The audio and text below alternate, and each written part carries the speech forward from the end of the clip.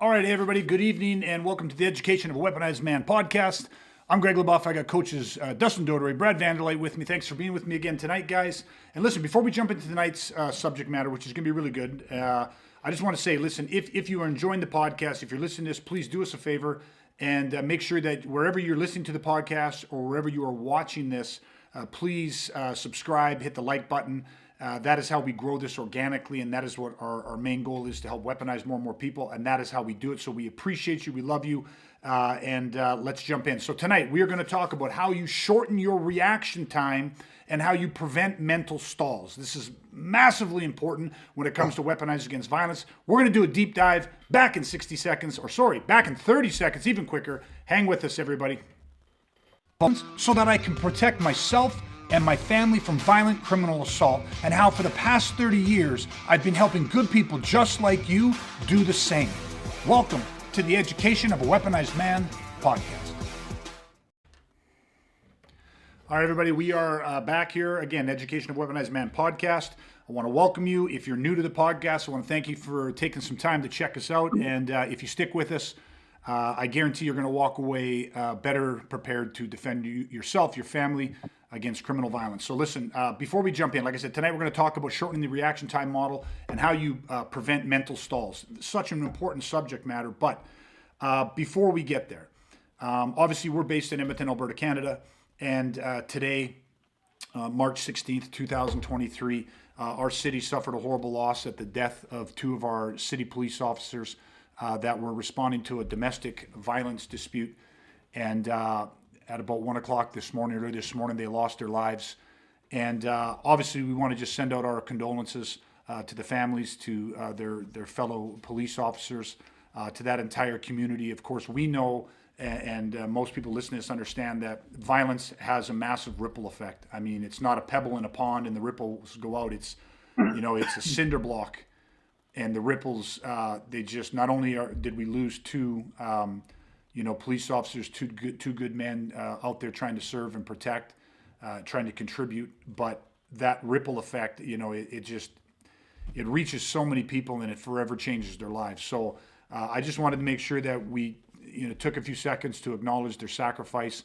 One of our sayings is violence never asks, and although they were police officers and they understand, they go into that job with the eyes wide open and understand the inherent risks, it still is it's devastating. And like I said, it's just such a horrible thing. But we have to learn lessons from this. We have to, pull together in these times of crisis, and we have to learn, grow, never forget, drive on, be super grateful and appreciative of the sacrifices others make for our freedoms every single day. So I really wanted to acknowledge, their loss today, and that, the whole city, and, really it's global. Everybody feels it. So I wanted to start with that. And I wanted to add one thing into it because, as I said, it's so important that we learn these lessons. And you have these two police officers. One, I believe, was 8.5-year veteran. The other was 5.5 years, young men. And, they showed up. They responded to a domestic dispute. They showed up to the apartment building. They entered the apartment building. And as they made their way up to the suite, they were ambushed. And it's so important because we talk about the bad guy blueprint all the time, and you can have and be the very best trained warrior protector in the world, and an ambush is powerful. And they, from what limited information we have right now, it appears that they did not have a chance to even draw or discharge their firearms. It sounds like it was a complete and total ambush, and it's how powerful that strategy that bad guys use. They ambush you. They're not looking for a fight, right? And matter of fact, the suspect took his own life after murdering the officers. And we talk often about this, the ambush. And I just want to reiterate again, understanding what these bad guys want. They're not looking for a fair fight. And in this case, it sadly demonstrates the power of the ambush. And two, well-trained, two dedicated, equipped law enforcement professionals lost their lives because, this suspect, this fucking piece of shit ambushes them. And it's just sad all the way around, but that is why we're so passionate about what we're doing here in the weaponizing process and wanting to educate people and give people insights into criminality and how these bad guys think, because that is one of our greatest advantages is we have to understand how they operate. So I just wanted to start with that acknowledgement, our prayers, our condolences, our thoughts.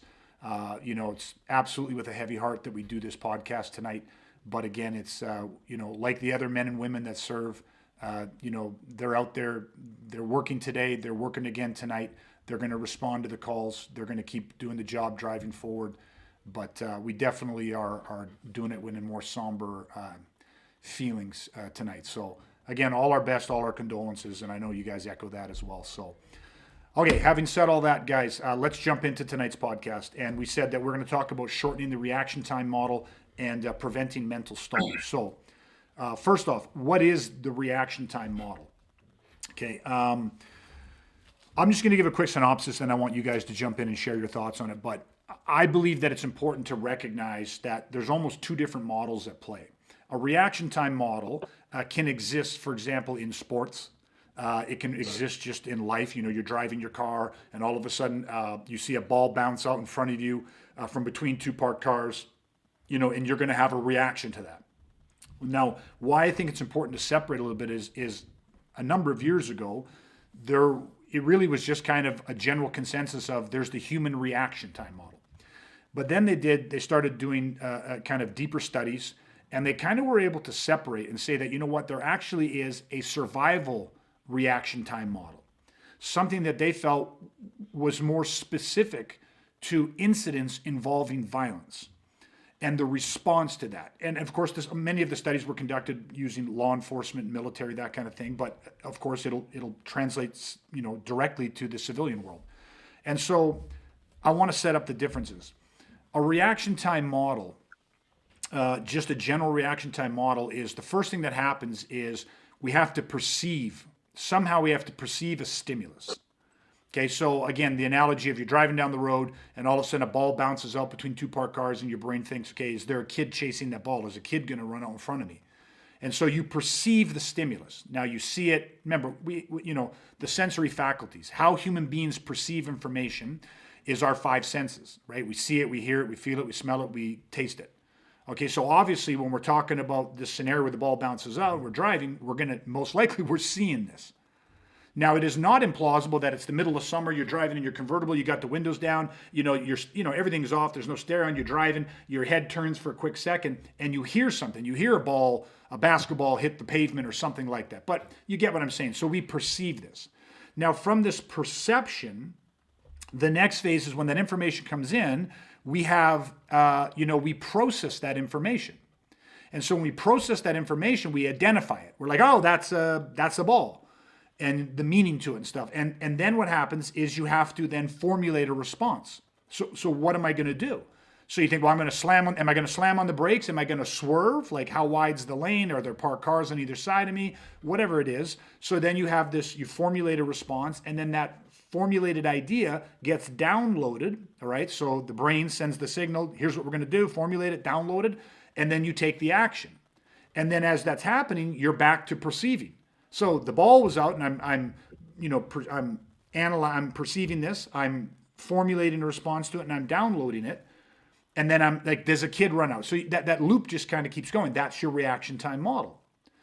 Now, in law enforcement, or when it comes to violence, they were actually able to separate a bit and recognize that there's almost a couple different processing stages. So if now we find ourselves in a threat, so there's a threat-based perception, whether that threat is real or not, our sympathetic nervous system activates. So we perceive something. We see it, we feel it, or we hear it, meaning intuition, something. See, hear, or feel. That's the perception. That comes in as we're perceiving and pulling in this information. We're actually going to do two steps here. The first is we're going to analyze. So we're going to analyze the data. So what is this? Right? So we're like, oh, is that a guy with a gun? Maybe we just see a silhouette of a shape, but both his hands are pressed together in front of his body. And so that silhouette, that image, that symbol to us means a firearm, the gun. So we're analyzing this. Okay, so what is that? Maybe it's a hand cocked back. Maybe it's the way the weight is shifted. but we're analyzing, is this a threat? That's step number one. Is this a threat? Okay. Then they've come to understand that there's kind of a second part of this. So it's not just, is this a threat? Here's the stimulus. Is it a threat? The second step to that is to evaluate it. What level of threat? And that is where, kind of a new school of thinking occurred. So we have this perception, we're pulling in stimulus through our sensory faculties, and whatever the stimulus is, we're analyzing. Is this a threat? Yes or no? Is this a threat? Yes, this is a threat. The next step is to what degree is this threat? And this ties into, is this lower level? Is this antisocial aggression? Or is this high level asocial violence, meaning imminent grievous bodily harm or death? Obviously, most people understand that there's a wide, degree of threats, of levels of threats. So you pull in this stimulus, we analyze it. Is this a threat? Yes or no? What level of threat? Low, medium, or high? And then, only then, your brain then goes, okay, so it is a threat. It's a high level threat. Now I got to formulate a response to this stimulus. And then once I've formulated my response, then and only then does it go into download, meaning now the signal gets sent out and it starts firing the synapses and you starts activating the physical action. And so now you're in the download process. And then as you take an action or they continue to take actions and you're taking actions, you're constantly repeating this cycle. You're constantly perceiving, analyzing, evaluating, formulating, downloading, right? Because if we perceive something, there's a stimulus that's coming in, our sensory faculties pick up on it. We analyze it. Is this a threat? No, yes, this is a threat. What level of threat? We evaluate it. It's a low level threat. So we formulate a response to that. Well, maybe we're going to use some verbal tactics or de-escalation techniques or whatever it is. And all of a sudden we download and we start acting on our verbal de-escalation tactics, our verbal judo, if you will. And then all of a sudden, as we continue to perceive and analyze, is this still a threat? Yes. Oh man, evaluate, the threat level's gone up. It went from low to high mid, or to low high or low crisis. And then of course, now we're formulating this is constantly happening. Well, now I'm going to get rid of the verbal judo and I got to go to something more tactical or something more strategical, or I got to change out the tool. And then that has to download. So it's this constant cycle of perceive, analyze, and evaluate, formulate, and download. Analyze, perceive, analyze, evaluate, formulate, download. Perceive, analyze, evaluate, formulate, download. Now, I think most people can understand that, Jesus, all this is happening. Now listen, the human mind and the human body, the human weapon system, is a very powerful system. And we are processing and calculating information in fractions of seconds, correct? Well, of course. I mean, our brains and bodies are like a fucking supercomputer. But what are the things that cause a supercomputer to glitch? That is what is going to be called a mental stall. Okay, so we're just going to put a pin in that for a second. So first thing I want to do is for Dustin and Brad, is I just want to get your visceral take on the general or the overview of our survival reaction model, the perceive, the analyze, evaluate, formulate, and download, and what your feelings are on that and how this has played a role in your training over the years.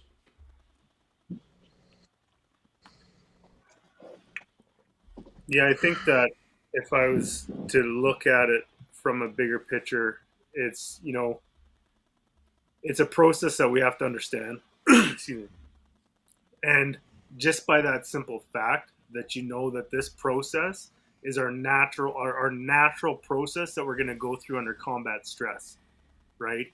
And within the process as a whole, there's elements in there and there's moments that I think that we could get bogged down where we have that mental stall in different aspects of that, of the survival reaction time model, right? So it's just not going into too much detail because I know that that's where we're going to drive to, but it's like simply like, again, like if we talk about violence and everybody is like, okay, yeah, but what do you guys physically do? Like we've covered a lot of that stuff and we obviously get into that. But this is the meat and potatoes of like things that we need to know and understand, because this is going to give us more power of certainty to take action and those sorts of things. So, like it's our body's natural response to perceiving a threat, and we have to understand that process and understand where that process could falter. 100%. Yeah, I think similar to what Brad was talking about. One aspect of it that kind of came to my mind is when you think about being in a violent situation, and we've talked a lot about this because we do force on force scenario training to try and emulate what it would be like to be in one of those situations. So whether it's that or a scenario based type training, the worst part, we've all experienced it. It's always the anticipation of something. Something kind of starts, and as Brad was kind of alluding to, that sympathetic nervous system starts to fire and all these chemicals are being released. And of course, this is where we get into the whole regulating your response kind of stuff. But that anticipation part of it is so difficult, so challenging for people in the beginning, especially.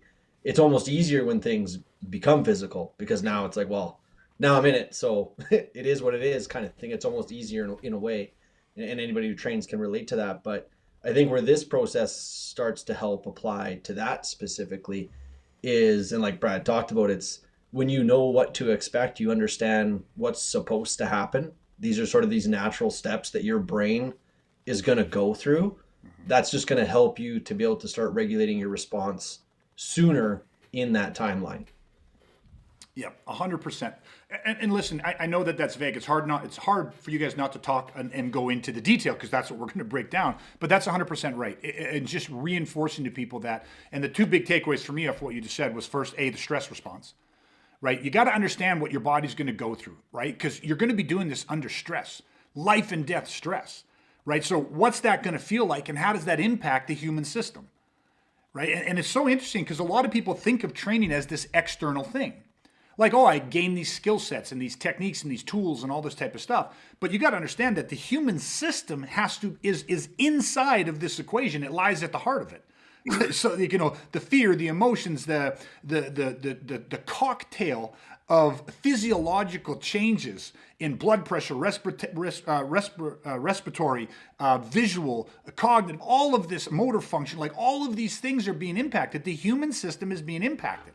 And so, Yeah, I think cut you off really quick, just to say, like you're kind of pointing out, I think sometimes people think the biggest challenge is that enemy in front of them, when really it's the enemy within, because of everything you just talked about. Is like, as dangerous as that person might be, if you implode internally, I don't care how much training you have, you're done.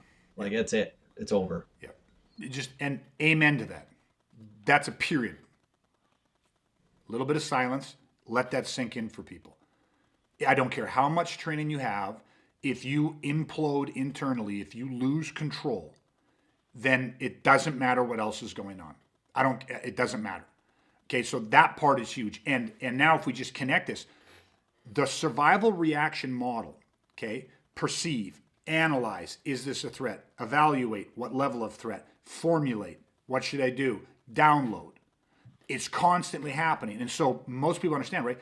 Our goal in training is not to increase that, right? It is to constantly tighten that, to decrease that. Why? So that we have faster response times to things, faster, from threat to action. But that is only the first half of it. The second half of it is we tighten, and then you gotta armor up. Then you gotta fucking bulletproof that reaction model, so that circumstances, we call them mutations, fuck ups. Not fuck ups like you or I make a mistake, which we can do that, but that's not what we're talking about. Shit changes. It's one assailant, and all of a sudden the fucker's got a gun when he didn't have one a few seconds ago. It's one assailant with a fucking gun, and all of a sudden 2 or 3 more pop out. It's fighting one guy in front of you, and all of a sudden something hits you in the back of the head. Like, it's the mutations. It's the Murphy's law factor. What can go wrong will go wrong. And that when those mutations occur, they can destroy our survival reaction model. Why? because all of a sudden you're perceiving a stimulus that wasn't there a fraction of a second ago, and there was no great overt indicators to even give you a sniff that something was about to mutate.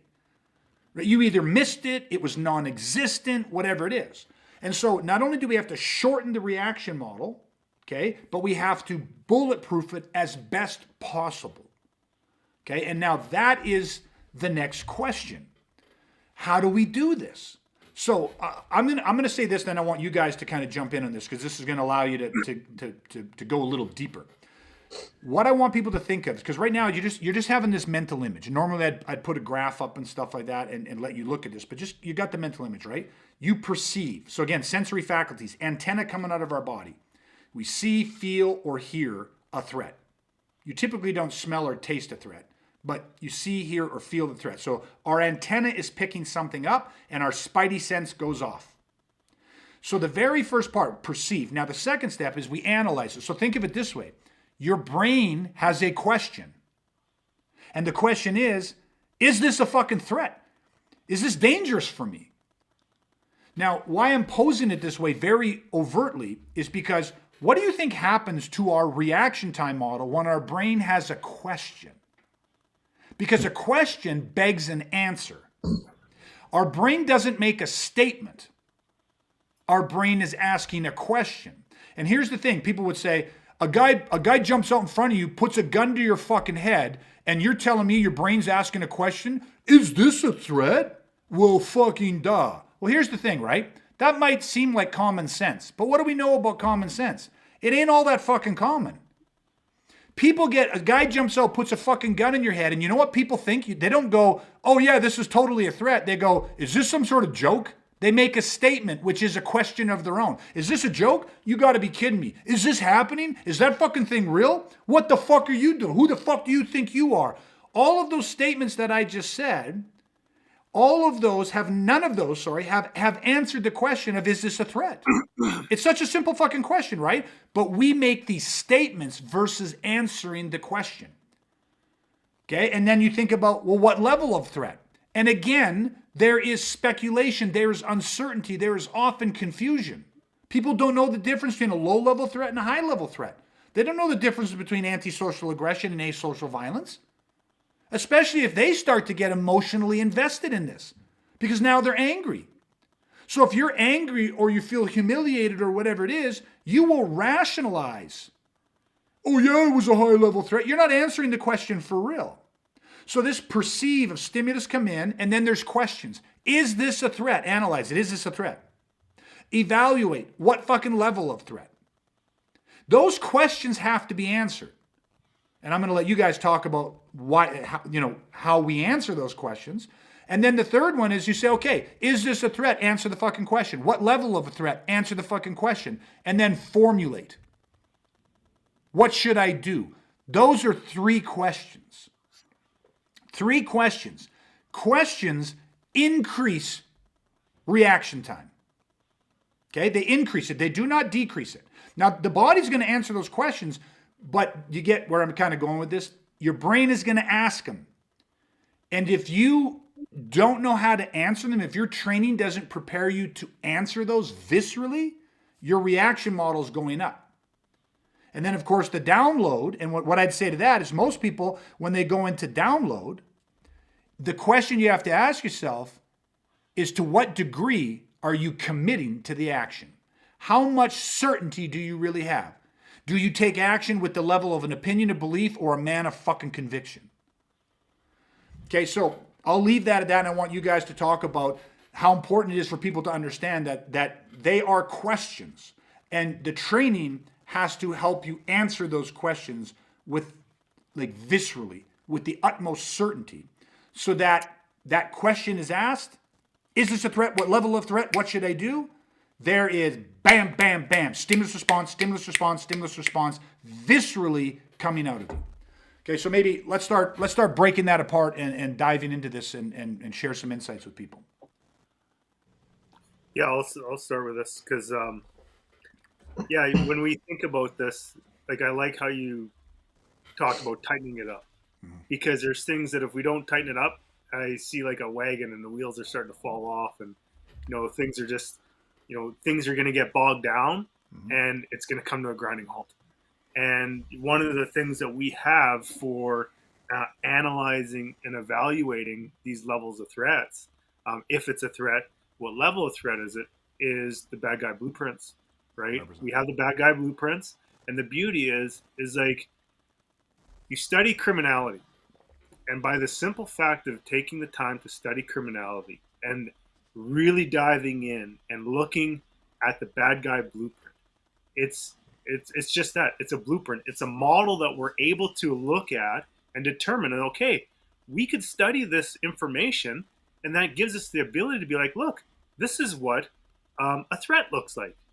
And the bad guy blueprint, this is what a high level threat looks like. This is what a medium level threat looks like, and this is what a low level threat looks like, because it's all laid out in a blueprint. Because we have that information. The information's out there. We're able to take that, the criminality aspect of things, and put it into a nice, clean way that we could study criminality. That's the bad guy blueprints, and man, they're invaluable, because if you don't take that time to really study the blueprint of what a threat looks like and what the different levels of threat look like, then in that moment is a mental stall, because you don't know where you're at, period. You can't answer the questions. You may be able to answer them, but you can't answer them with 100% conviction. 100%. 100%. Dustin, if you want to throw something on top of that. Just to add directly to what Brad was talking about, just to help people understand like what we mean when we say blueprints, just like the super dumbed down layman's version of that is like teaching a toddler their shapes. And I mean, anyone of our age group had the same toy as a kid, and it was that hollow sphere with different shapes on it. And then you had all the pegs, like the different shaped pegs, and toddlers try to push it through the hole. And that's what Brad's talking about. It's like that, all those shapes, the square, the circle, the triangle, those are just blueprints. And the first time you put that in a toddler's hand, they have no idea which shape fits into which hole, and they can't do it. And that's people who don't understand violence as a language of its own. But over time, when you start showing them, you start teaching them, they start to study violence, what violence looks like. And you go, like Brad said, here's this blueprint, this blueprint, this blueprint. We have basically 5. It's not like there's hundreds you need to learn. So you learn these 5 shapes, and you start to learn this one fits with this. So then that way, like you're talking about in the perceive, analyze, evaluate part of that reaction time model, you see something happening, and right away you can go, oh yeah, square hole, done, simple. Like Brad said, you know with 100% certainty, and you know instantaneously, this fits into this blueprint, that's absolutely a threat, or this doesn't fit into the blueprint, maybe this isn't a threat. Still keeping the possibility open, because as you talked about, things can mutate, things can change. It may not look like a threat in that moment, and yet 3-4 seconds later, something changes, and all of a sudden, now it is a threat. Now it does fit into your blueprint, and you take it from there. 100%. Yeah, perfect. And what I would say too, now because you guys summed that up, so let me explain it. You're talking the bad guy blueprint. Great analogy again, Dustin, of understand the shapes and put in the hand of a toddler, because it really gets it. If you've never been taught to speak a language, of course you don't understand it, right? So that part is super important. Now, let me give like a specific for people so that you actually have like a tangible takeaway. So I'm going to teach you part of the bad guy blueprint right here, right now. Okay, so the bad guy blueprint, I would ask questions, right? The first thing, we perceive something.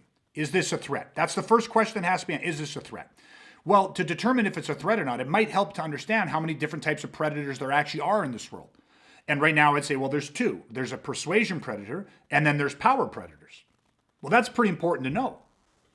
So I'm like, okay, well, there's 2 types of predators, persuasion and power. But now let's break those down, because then I have to say, well, what's the difference between a persuasion predator and a power predator? Because isn't at the end of the day, isn't both of them, do they not share the intent to do harm, physical, mental, or emotional, or spiritual harm to an intended victim or target? Yes, 100%. So the result they're looking for is to harm in some way.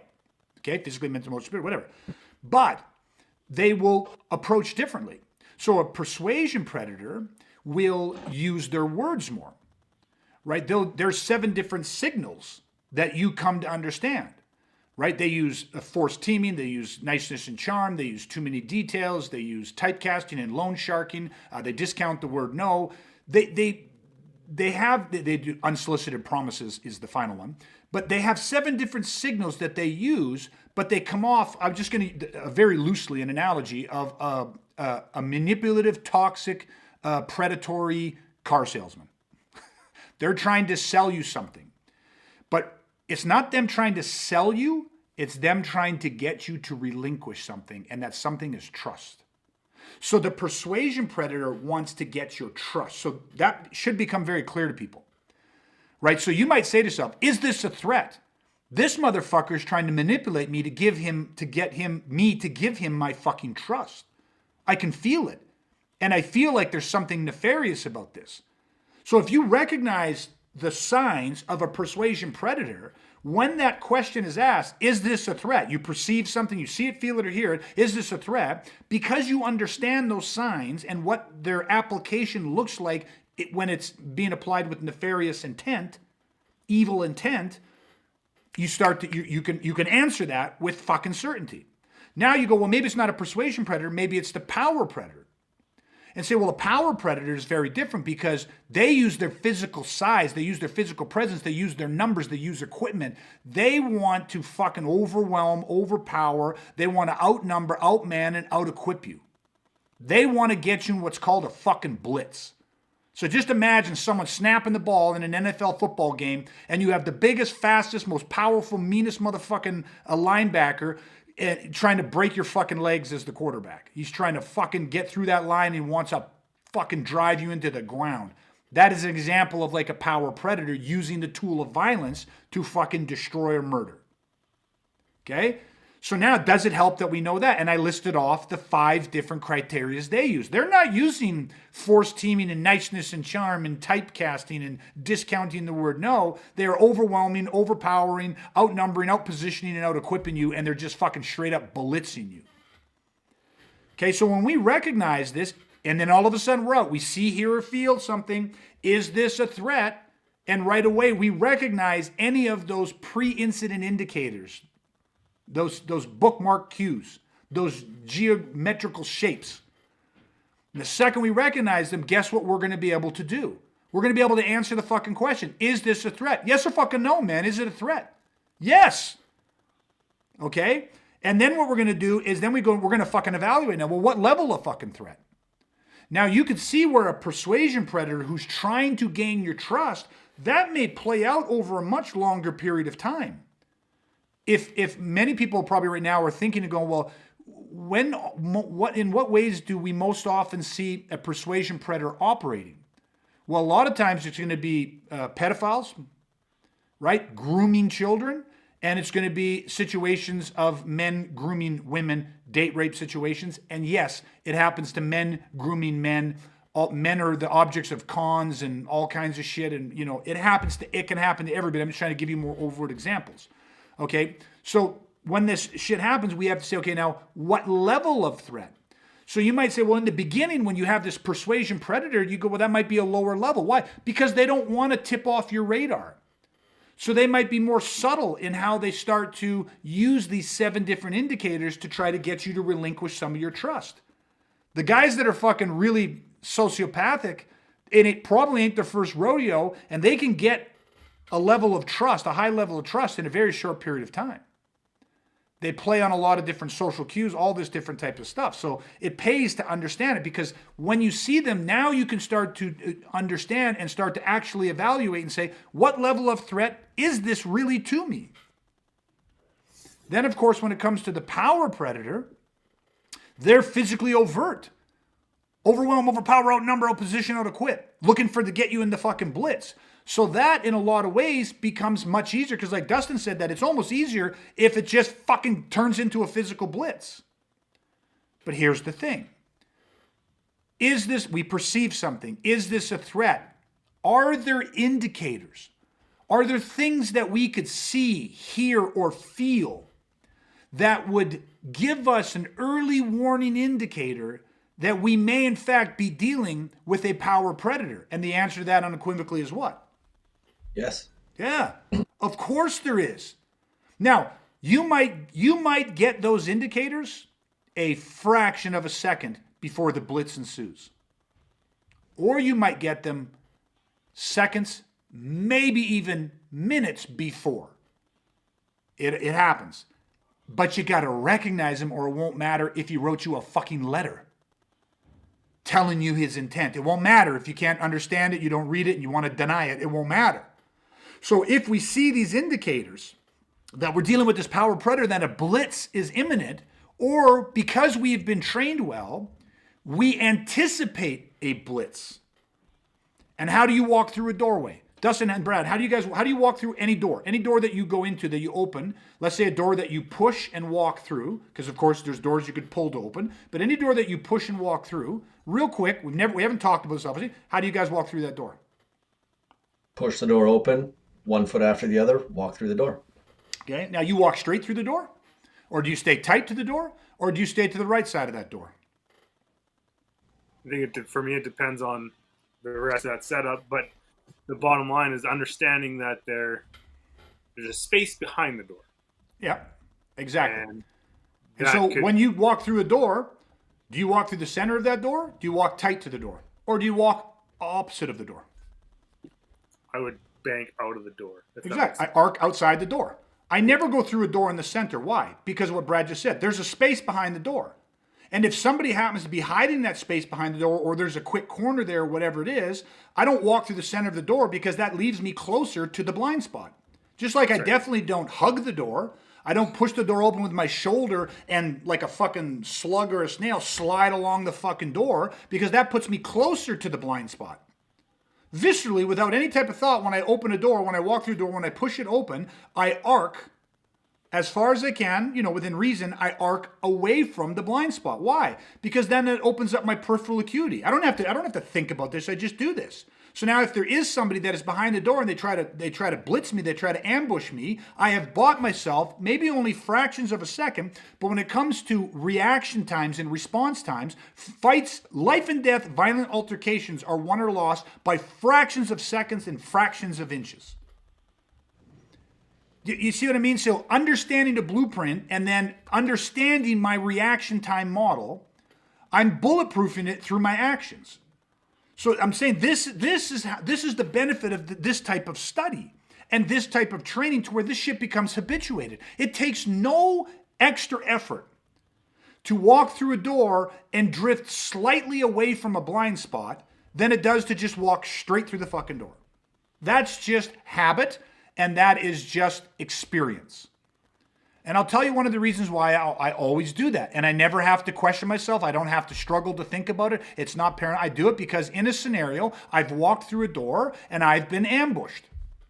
And when you get ambushed, even in a scenario, and somebody wraps a stick off the back of your head, or you get shot with a fucking simunition gun, or you get all of a sudden one guy grabs you and holds you, and 3 other guys come out of fucking from nowhere, and they start, trying to put you on the ground and lay the boots to you. The next time you come through a door for the rest of your life, you go through a door, you arch slightly to the right or left, depending on how the door opens, obviously. Okay, so you see where, again, like, we're creating these blueprints, but it all starts with having the understanding of the bad guy blueprint and understanding what I call it the predator index. What's your knowledge? What's your domain knowledge on predators? How many types are there? What are the signals that they omit? What do those signals mean to you? All that type of stuff. Then in addition to that, the next step is the evaluate. Well, what level of threat? And you might say, well, Jesus, if you walk through a fucking door and a guy tries to fucking jump you, I think you have to assume it's a life and death situation. Well, okay, maybe. But if you've actually studied what we call the PIN index, I want you to think of like cue cards. I can give everybody a cue card. And on that cue card has the majority, the primary pre-incident indicators that tell you this is the physical body language, this is the behavior patterns, and this is the interpersonal communication patterns of somebody who is a low-level threat.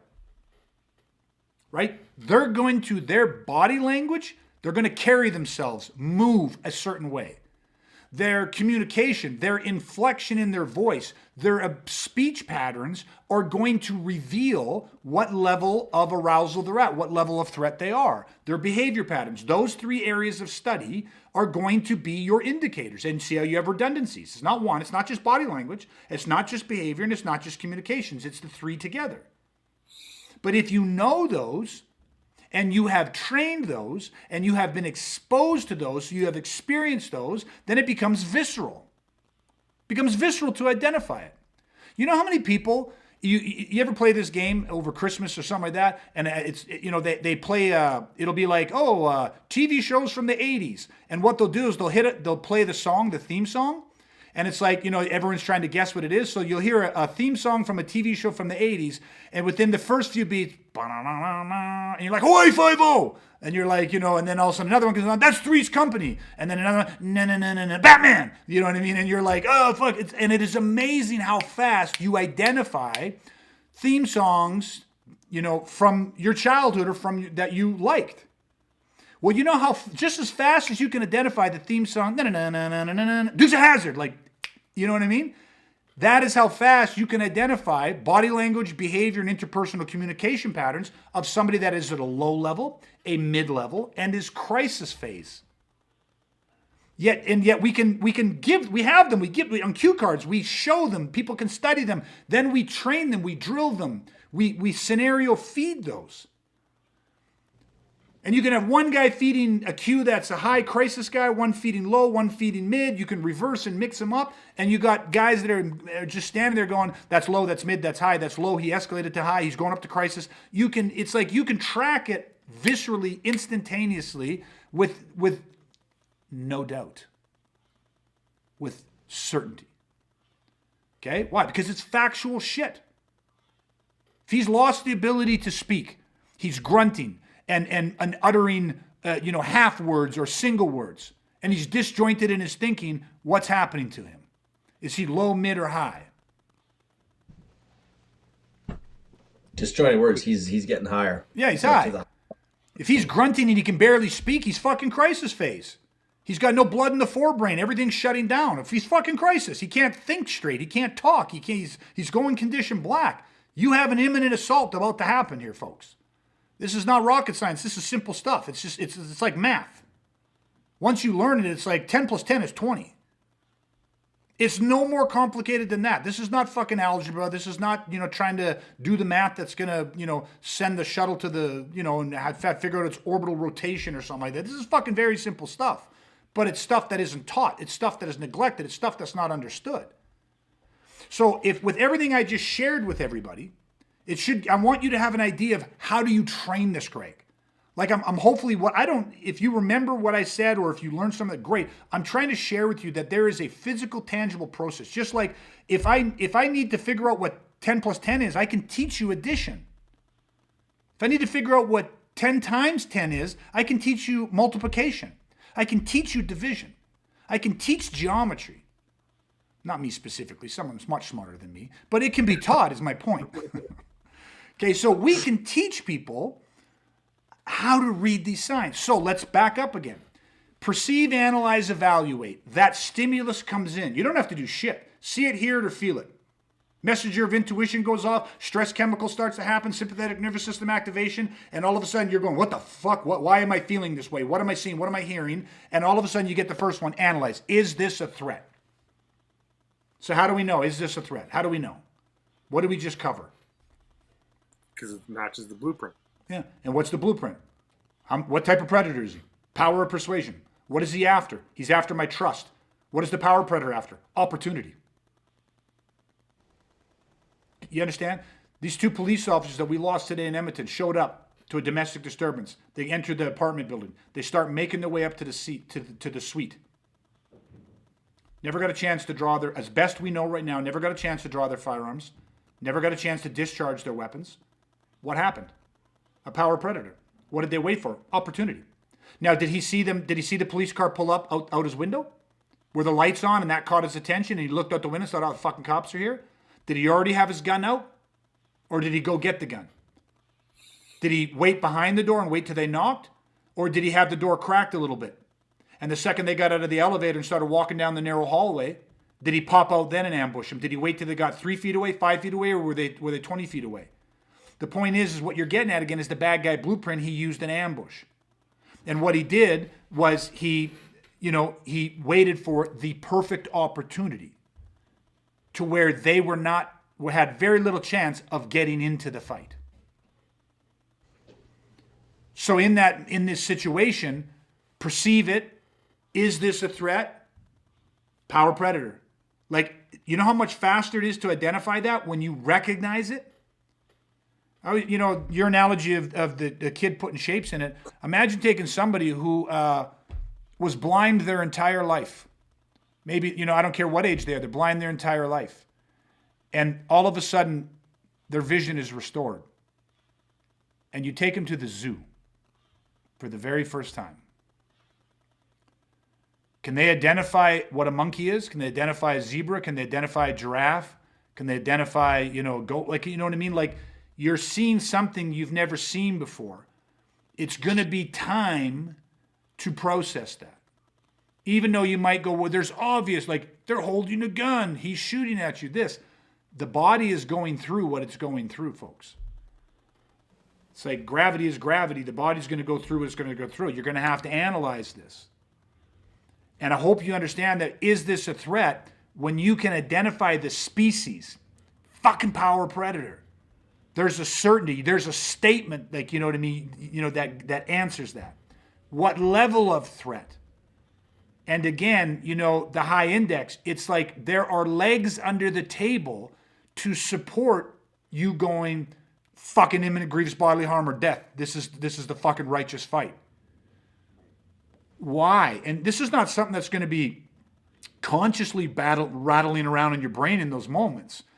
But subconsciously, it creates conviction, creates certainty. And then the formulate, what should I do? This is probably one of the most important pieces to deal with in this model. So hopefully at this point, everyone's clear. We perceive it. We analyze and evaluate. How do you bulletproof that? How do you shorten that? How do you bulletproof that? Study the bad guy blueprint, the types of predators, study the pin index, all the different cues. But now we're in this formulate. And so what do we do when it comes to formulate, guys? Conditioning. So what do you mean? Explain that. Well, you have to learn a motor program, right? So we talked about, the blueprints. So if you know that there's a certain number of blueprints you have to be able to face, persuasion predator, power predators, then you have to give people the antidote to those blueprints, which basically, without going into a ton of detail, is the protector playbook. So essentially we have strategies that directly deal with each blueprint. And so then people have to learn those strategies, how they work against each blueprint, but then you have to do conditioning so that it becomes automatic. No different than learning to ride a bike. I mean, every time you ride a bike, if you started to lose your balance and your brain had to perceive it, evaluate it, analyze it, and be like, well, what should I do? Well, I'm falling to the right. I guess I should lean to the left really quick. So then you start to lean to the left and be like, well, now you lean too far to the left, you're going to fall to the left. You have to perceive, evaluate, analyze, formulate, I should lean back to the right. I mean, you'd never learn to ride a bike, and it's no different. So you can condition the motor programs of our playbook no different than teaching someone to ride a bike. And so what triggers that? Because in your bike analogy, when the bike, obviously gravity's happening, when the bike is starting to tilt to the right as if I might fall to the right, that is considered a what? That would be the stimulus. So the second there's a stimulus, your body goes, oh. Response. Yeah, what's that feel like? Oh, that's what that feels like when that starts to go to the right. And pretty soon, how good can you get at how early can you detect that lean to the right that isn't like a lean to the right? It's we might fucking be losing some base and balance and take a fall. How early can you detect that and counter that? So early that you don't even know you're detecting it.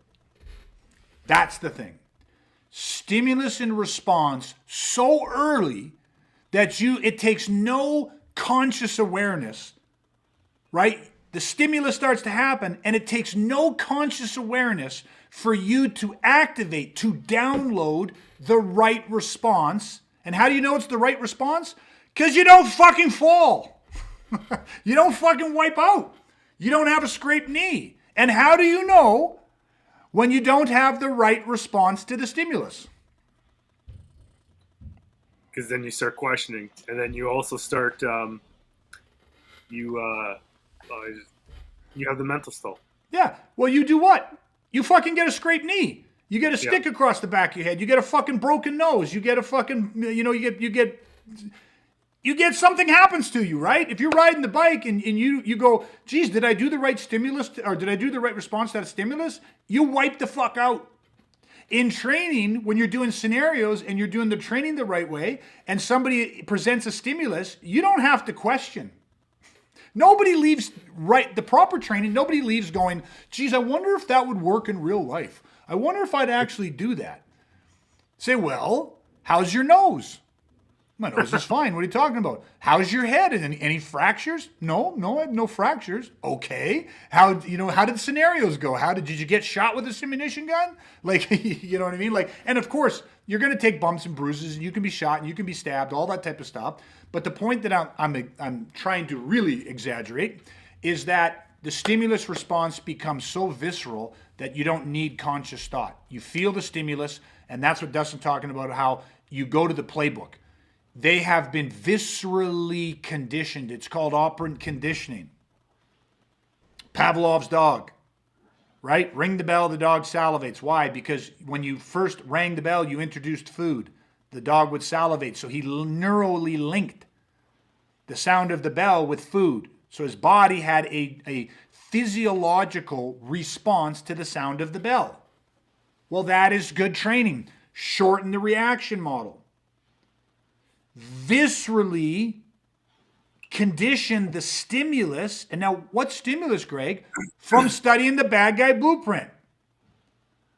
When they try to overwhelm, overpower, outnumber, outposition, out-equip you, that all has a stimulus. When the persuasion predators try to use their 7 signals, and force teaming, niceness and charm, typecasting, loan sharking, unsolicited promise, discounting the word no. Those are stimuluses. And when somebody tries to use that on you and they have a negative intent, a bad intent, that sets off an alarm in us. We perceive that. Is this a threat? Yes. What level of threat? We read it based off the Q index. We don't have to formulate. Correct? So what have we done with the formulation? What have we done with that whole step? One whole step. What have we just done with it? Eliminated it. Gone. Gone. And that's, I think, one of the things where people miss the mark, right? Because we've always been talking about strategies. We're not talking about tools, right? Are there tools? Sure. But those are not on the forefront, right?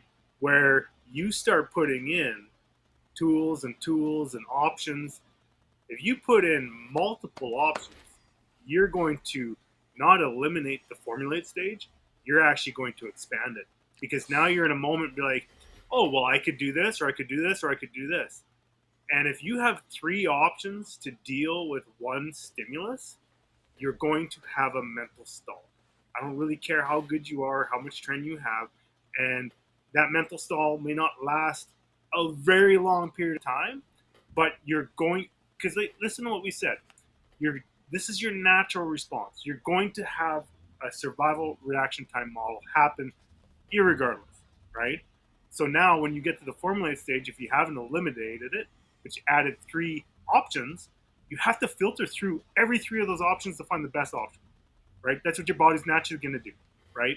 And then if you have doubt in there, man, that's just a spiral. Like, it's just not a very good recipe, right? 100%.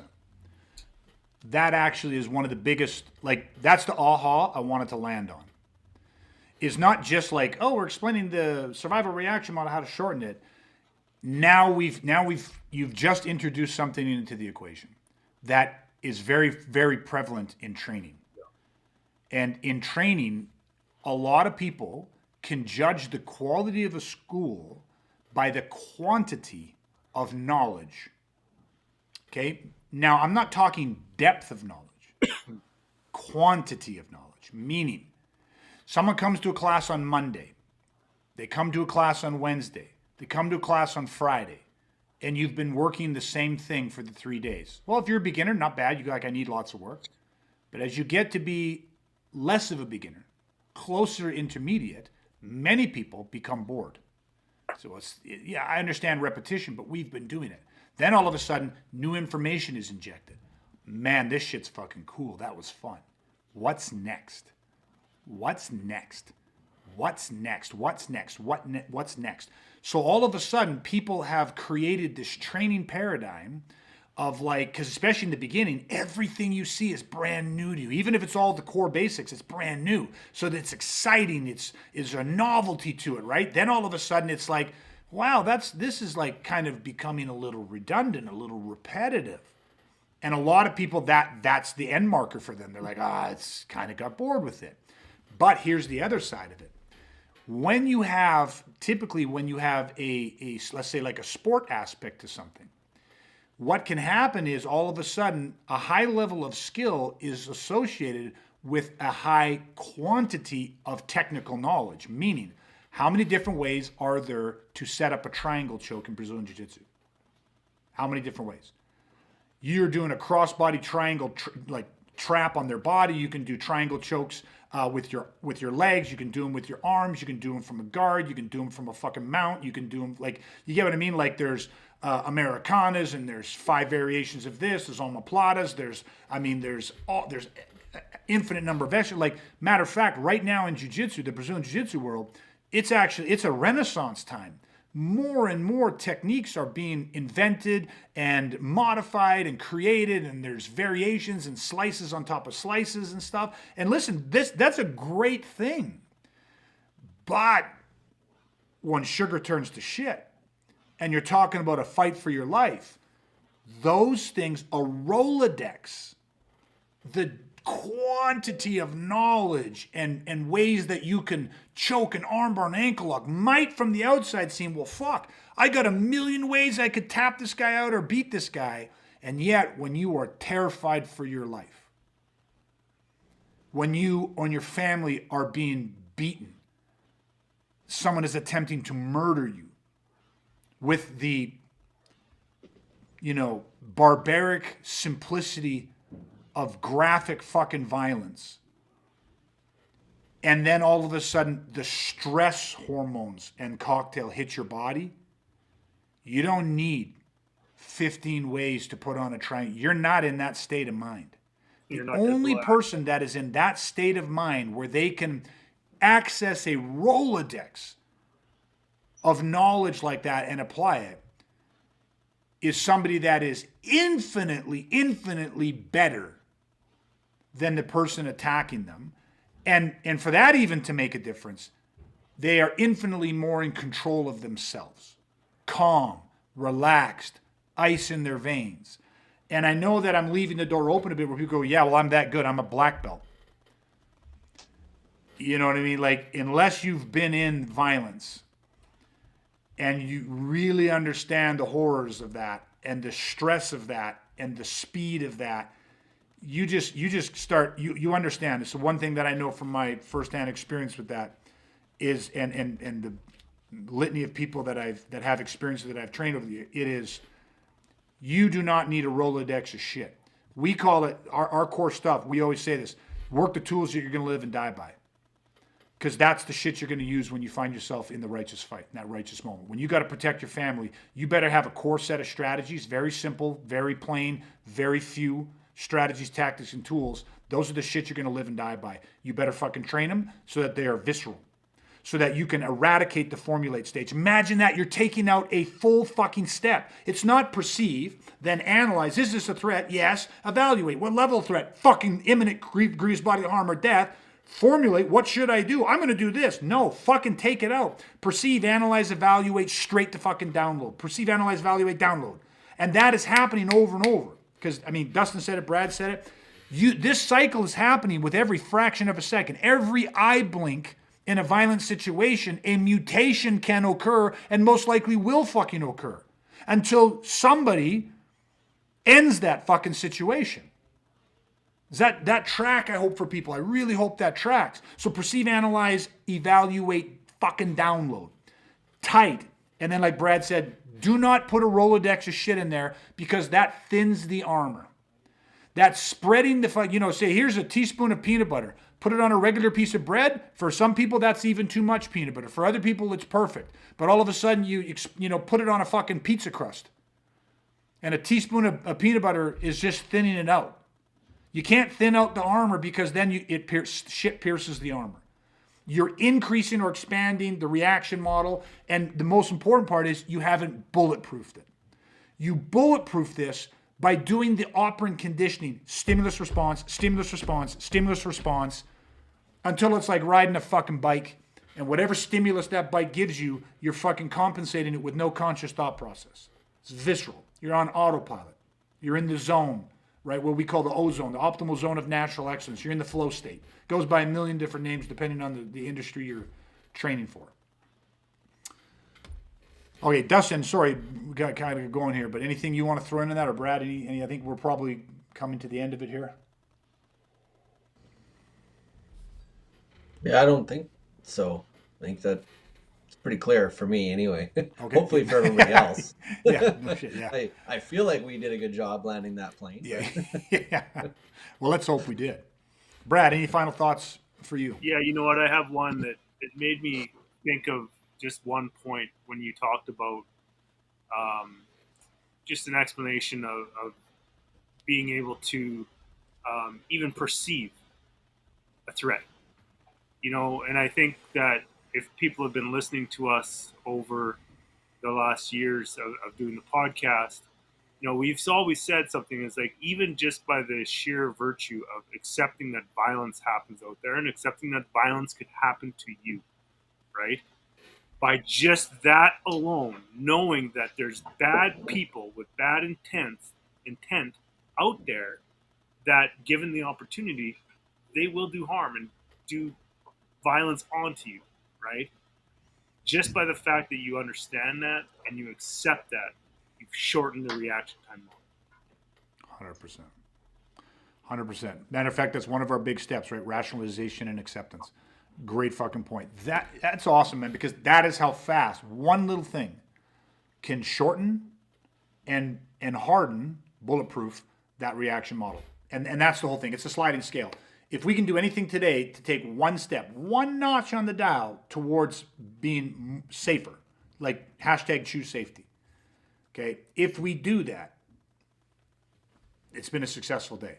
And then we just try to continuously stack more and more of those steps and become more and more safer in our everyday life. And that in turn makes the people around us safe, our families, other innocent people. So, all right, guys, that was a good one. That was fun. It was the last few podcasts. We've really taken on some bigger subject matters and gone deep. These are big things. Normally, these things are done in 3-4 hour lectures, really breaking in with all the graphics and stuff. Because again, I don't want people just to have heard it. I want people to it's not enough to hear it. You have to internalize it. You have to own this knowledge, right? So, as Dan Inosanto, the great Dan Inosanto used to say, right? Anything that he shared with us, he would say, but I own this information. You've heard it now, but you don't own it. I own it. Now it's important for you to hear this, take it away, process it, revisit it, internalize it, so that you too own it. Because you're only ever going to act off the information, the deep domain knowledge, the skills, the strategies, the tools, the tactics that you own. Not that you are just aware of, okay? But control starts with awareness. This is the first step. That's why we do this every single week. And we want to thank you for spending the time listening, sharing, liking, commenting. It means the world to us. I asked at the beginning, and I'll restate it again. Please head over to wherever you get your favorite podcast. Leave us a review if you feel we're worth it. 5 stars would be amazing. That is how we get new listeners every single week, every single day, because people like you protect ours, people that give a shit, that take responsibility for their safety and that of their families. They leave that review. They spread the message. You become part of the tribe, and we are eternally grateful for that. And again, you know what? The world is what the world is. I'm grateful that we got men and women that serve both military and law enforcement. It's a sad day here today for us, but like always, we will honor them We honor our warriors. We honor those that made the ultimate sacrifice and make the daily sacrifice to protect our freedoms and our rights. We best honor them by stepping up and taking some personal responsibility for our safety and that of those around us and the people we care about. And that is why we're here doing this, and that is why we're so grateful for you joining us here tonight. So that is everybody. On behalf of Coach Dustin, Coach Brad, and myself, Greg LaBeouf, thank you guys so much, and stay safe, stay weaponized. We're going to chat again soon, everybody.